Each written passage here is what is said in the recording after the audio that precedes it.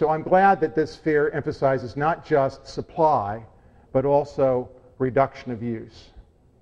And so what I'd like to do now is, before I close the presentation, is just to have some of you maybe talk briefly about things that you're doing or that you think we can do to bring that energy use down. Anybody want to? Yeah, go ahead. From a vehicle standpoint, a number of years ago I started out with a full-size Ford van, 12 miles per gallon. Cut it in half, went to a minivan. This is in my business. Dropped that in half again, went down to about 22 miles per gallon. Now I drive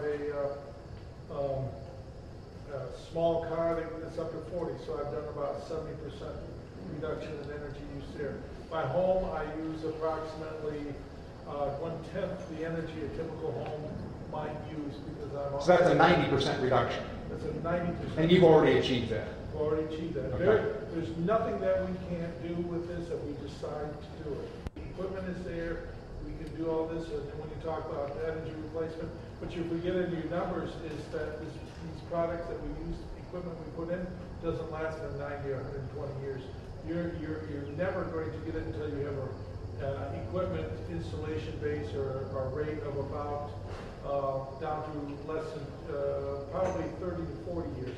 Then we will be able to do it. That's right. That's something that I hadn't included in my calculations, which was equipment wears out. The wind towers wear out, and the solar panels actually do wear out at some point. But doesn't it seem crazy that people in the United States don't even, hardly anybody thinks about orienting their house to the south? There's a simple one. Or even if your house isn't oriented to the south, you may have windows that are in the south, and you can open up the shades and make sure, there are ways you can start right now.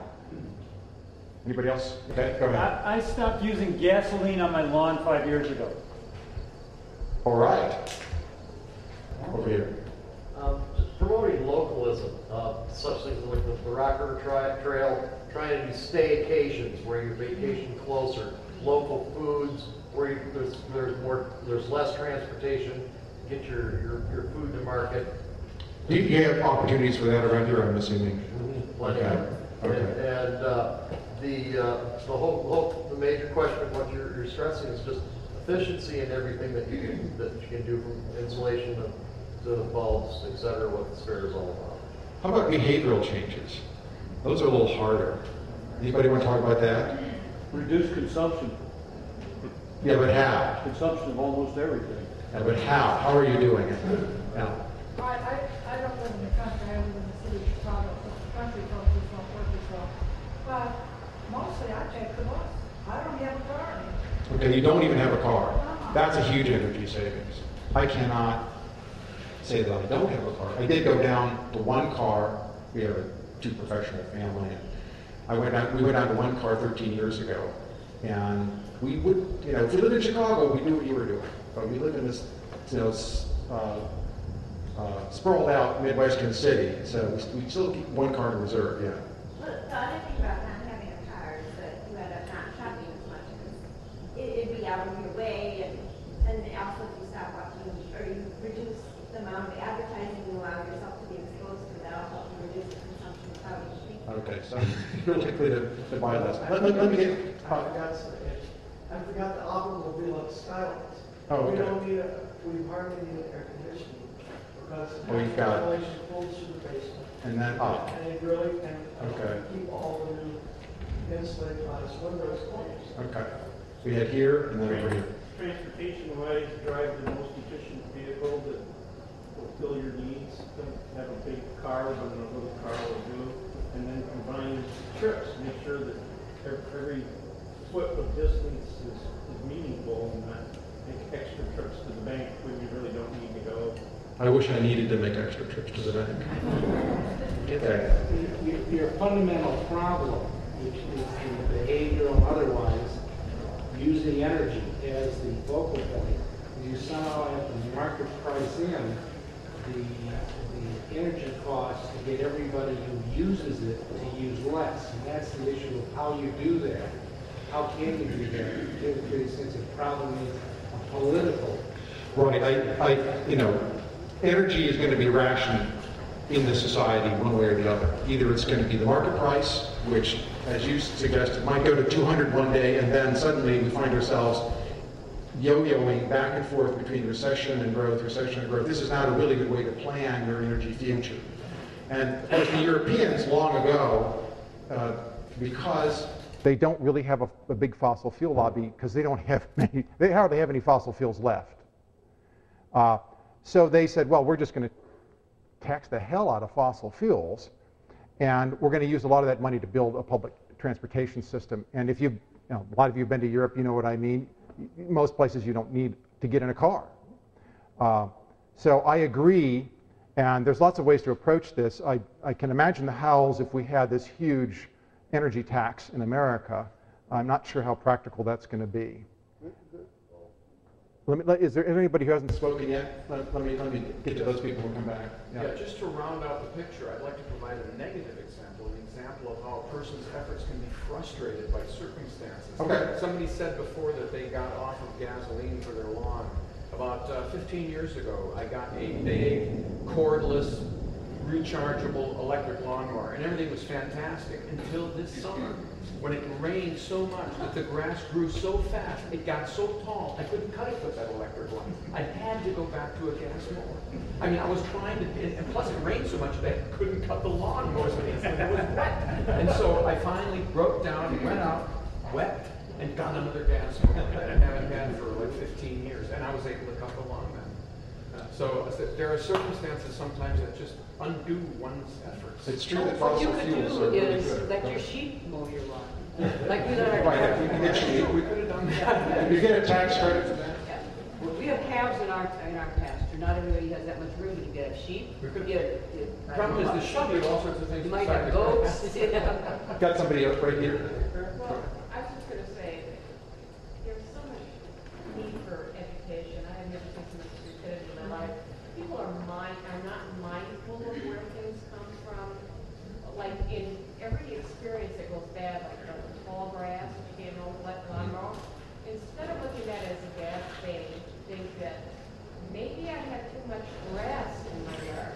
I should have less grass and more natural plantings here. I know how to make a driveway with just 2 strips of water permeable material, and everything in between is all natural and grows up. And so when you're in your house and you look out, you don't even see a driveway. You see a beautiful landscape lawn. I mean, you just have to think outside the box. Yeah. You know, another way that, and I've seen it, I've lived in downtown neighborhoods. I don't live in a downtown neighborhood right now, but I did for a long time. And what happened there was one person would fix their porch up, and then the other person would say, well, I want a porch that looks like that. And then they'd fix their porch up, and more people, and then you get this emulation effect. So if you can get a core group wherever you live to start doing things, like what you're suggesting with the driveway, sometimes they don't have to be in pain. Sometimes they just want to be like, do what you did because it seems so neat. So that's another tool, and that's more positive than just, we need to inflict pain on people to get them to change, although pain works. We need to change our tax structure for people. People aren't even able to live in their houses and die in them because they're getting eaten up by taxes. Yeah, in Illinois you can freeze one house, but the thing is, I do think we need to do something about residential housing, and it's not new buildings, because new buildings don't replace the old stock fast enough. So the organization that I'm with, Community Solutions, is focused on what are called deep retrofits. How do you get a house, energy consumption in a house down 80%, an existing house? Because 110 million house units already exist in the United States, and those are the ones that we need to bring the energy down in. Right. And we need, and actually, to their credit, the Obama administration moved funds from new construction to retrofit. It was a small amount, but they're doing a lot of pilot projects now to try and figure out how to do this very thing. How do we drastically bring down home energy use? Okay, we've got 2 people. Are they related? We have two commitments. I'm a former pilot, and we will never fly again. Wow. Okay. And our last car that we have in less than 2 years will be the very last car. We're going carless after that, and flightless. Do we have any cyclists? right. That's, just hang on a second. A few years ago, wondered, there's electric bikes too. For those of you who don't like to pedal, I like to pedal. And I find that I don't need to join a health club then, because I can get all my errands done. Anybody here bike 4 Seasons? Okay, those are the hardy ones. Okay, I bike 4 Seasons to get my stuff done. That's not for everybody. You don't live out in the country, do you? No, I don't. I live in the city. So there's less I can do because I rent, so I don't have as much control over my house. But I can do a lot about my transportation then. I can bike everywhere, which I do. What I wanted to do is are there any questions on the presentation itself, or the points that you want to, and if you've forgotten about it, that's okay, that you wanted to bring up, something about that you wanted to discuss? It's okay. You were talking about peak coal. Yeah. And I've heard through the grapevine that we got 200 years of coal in this country alone. Right. Is that a current demand, or is that a... Yeah, fine. I know. What's interesting is that the coal reserves in Illinois have doubled in the last 20 years, and the production has gone down by half. So that 2/3 of Illinois is totally on the coal already. Right, I know, but the question is, can you get to it? At what price, and what quality is that coal? Those are all important questions. The National Academy of Sciences, last time this country did a survey, the government did a survey of coal, was 1972. That's where these numbers are coming from. Okay, we've used a little coal since then. It turns out that if you look at the coal numbers for the United States of America, the amount of energy that we're getting from coal mined in the United States started to decline in 1998 because the quality of coal has been declining, the amount of energy per ton. So we're mining more coal today, but getting less energy. So if you want to know when the peak in coal for America was, it was 1998. Now, we're going to probably mine more tons, but it's less and less quality. This is that issue of... What? Why is it less quality? Because there's not as many BTUs per ton. It's just lower carbon, it's lower heat content. Lower... What? Pine versus oak. Okay, right. Pine goes very quickly. Oak takes a long time because it's very dense. Anthracite coal is very dense, has a lot of heat energy. Guess what? We've used up nearly all the anthracite coal. What do we have left? We have bituminous, subbituminous, and lignite. We have lots of lignite. Lignite has a lot less energy in it because it's a lot less dense. So that's the issue that we're facing with coal. National Academy of Sciences went back and did a sort of small survey, and they said, this number isn't true. It can't be true. It's got to be more like 100 years, but we don't know. And that's, remember, at current rates of consumption, we're growing our coal production because we're saying the coal is the future. I'm not so sure it's the future. And what we're finding out is when you look at worldwide coal reserves and you look at the profile of them, they are declining as we reestimate what we can actually get and what's usable. So that's the answer to your question. And I think I'm done because it is now 3:30. The word moved through from Sonia to me. Let me just tell people that I do have a couple of handouts here, some reading DVDs, websites that might be of interest to you based on our discussion today.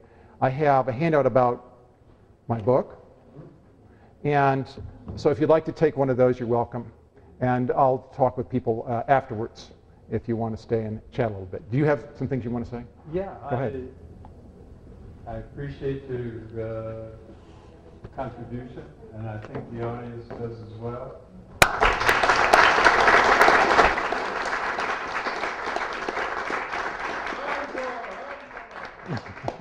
particularly like the broad approach that you took across the energy sector. And, when you close on coal here, there's more coal facilities for export of coal from North America to China. So it's not our rate of consumption, it's global rates of consumption are the key figures for a lot of this. But if you want to talk more with Kurt, it's not raining, so you can step outside. There'll be other presentations here. And thanks again for your talk.